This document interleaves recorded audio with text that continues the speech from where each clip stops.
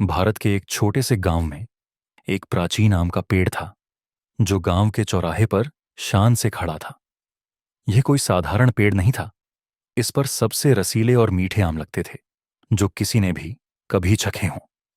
लेकिन इस पेड़ के पास एक रहस्य था। साल में केवल एक बार, पूर्णिमा की रात को, इस पर एक जादुई सुनहरा आम लगता था जो तारों की तरह चमकता था। गांव वाले इस आम की शक्तियों के बारे में जानते थे। कहानियों में कहा गया था कि जो भी इस आम को तोड़ेगा उसकी एक इच्छा पूरी होगी। लेकिन पेड़ की रखवाली करता था बिट्टू नाम का एक चालाक और बुद्धिमान बंदर, जो इसकी सबसे ऊंची डाल पर रहता था। सालों से कई लोग बिट्टू को चकमा देकर आम पाने की कोशिश कर चुके थे, लेकिन कोई सफल नहीं हो सका। कुछ लोग तोहफे लाते, कुछ वादे करते, लेकिन बिट्टू उनकी स्वार्थी इच्छाओं को समझ जाता और उन्हें भगा देता।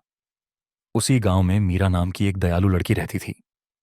वह अपनी कोमलता और निस्वार्थ स्वभाव के लिए सभी की प्रिय थी। लेकिन गांव मुश्किल समय से गुजर रहा था।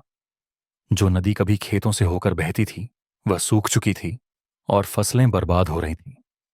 लोग पानी के लिए संघर्ष कर रहे थे और मीरा अक्सर दूर के कुओं से पानी लाकर अपने पड़ोसियों की मदद करती थी। एक शाम जब मीरा आम के पेड़ के नीचे आराम कर रही थी, उसने कुछ गांव वालों को सुनहरा आम के बारे में बात करते हुए सुना। काश हम इसे पा सकते, एक ने कहा। तो हम दौलत या महल की इच्छा कर सकते ताकि इस सूखे से बच सकें। लेकिन मीरा के मन में एक अलग ख्याल आया। अगर मैं नदी को वापस लाने की इच्छा करूं तो। पूर्णिमा की रात आ गई और मीरा ने अपना भाग्य आजमाने का फैसला किया। जैसे ही सुनहरा आम चांदनी में चमकने लगा, वह पेड़ के नीचे खड़ी हो गई और पुकारने लगी, बिट्टू, मुझे तुम्हारी मदद चाहिए। बिट्टू डाल से नीचे कूदा और उत्सुकता से उसकी ओर देखा। तुम क्या चाहती हो छोटी बच्ची? दौलत की कोई और इच्छा, या शायद एक राज्य? मीरा ने सिर हिलाया। मुझे दौलत या राज्य नहीं चाहिए। मैं नदी को वापस लाना चाहती हूं ताकि गांव के सभी लोगों को फिर से पानी मिल सके। बिट्टू ने सिर टेढ़ा कर पूछा, और मुझे कैसे पता चलेगा कि तुम सच कह रही हो? कई लोग पहले भी मुझे धोखा देने की कोशिश कर चुके हैं।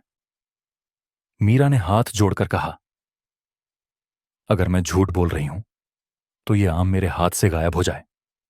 मैं सिर्फ अपने लोगों और हमारी जमीन की भलाई चाहती हूं। बिट्टू ने अपनी ठुड्डी खुजलाते हुए कहा, तुम्हारी ईमानदारी की परीक्षा लेने की हिम्मत है। ठीक है, ऊपर चढ़ो और आम तोड़ लो, लेकिन याद रखना, तुम्हारी इच्छा सच्चे दिल से होनी चाहिए। मीरा ने सावधानी से पेड़ पर चढ़ाई। जैसे ही वह आम के पास पहुंची, वह और भी चमकने लगा, जैसे उसकी नीयत को महसूस कर रहा हो। उसने आम को धीरे से तोड़ा और फुसफुसाई, नदी को फिर से बहने दो और हमारे गांव में जीवन वापस लाओ। जैसे ही उसने अपनी इच्छा जताई, आम सुनहरी रोशनी की बौछार में बदल गया और पूरे आकाश में फैल गया।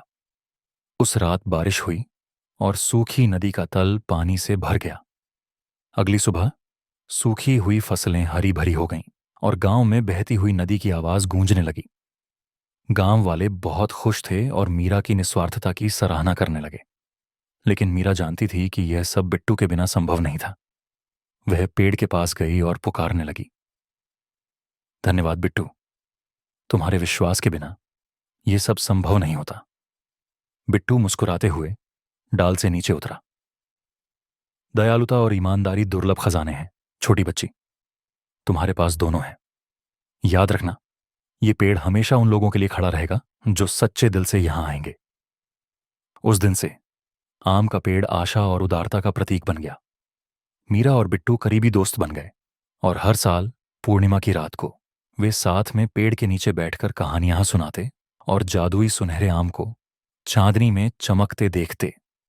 और इस तरह गांव ने तरक्की की, सिर्फ नदी की वजह से नहीं, बल्कि उस निस्वार्थता और सामूहिकता की भावना के कारण जिसे मीरा ने प्रेरित किया।